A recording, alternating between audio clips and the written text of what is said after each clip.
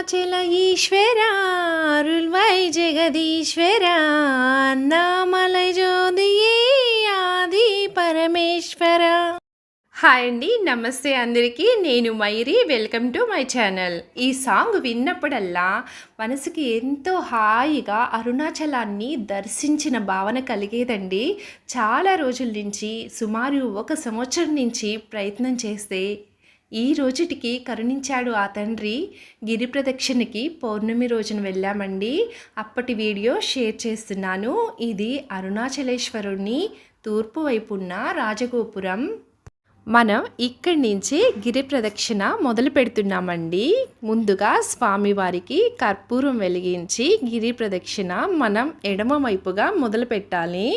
అందుకోసంగా మనకి రైట్ సైడ్లో ఒక చిన్న స్ట్రీట్ ఉంటుందండి. అక్కడ గణపతి ఉంటారు. ముందుగా ఆయనకి నమస్కరించుకొని గిరి ప్రదక్షిణని మొదలుపెట్టాం. చూశారు కదా, సాక్స్ వేసుకున్నామండి పిల్లలు.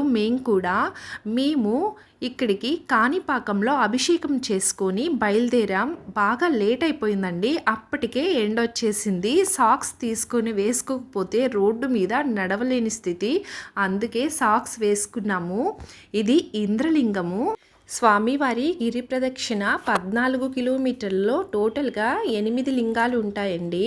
దానిలో ఫస్ట్ వచ్చేదే ఇంద్రలింగము. ఇది ఇంద్రుడు ప్రతిష్ఠించిన లింగం. ఇది అగ్నిలింగం. గిరి ప్రదక్షిణలో మేము అన్ని గుళ్ళ దర్శనం చేసుకున్నామండి. ఇలా ప్రదక్షిణ చేసినంతసేపు మజ్జిగ, ఆహార పదార్థాలు ఉచితంగా పంపిణీ చేస్తూనే ఉన్నారు. ఇది నైరుతి లింగం.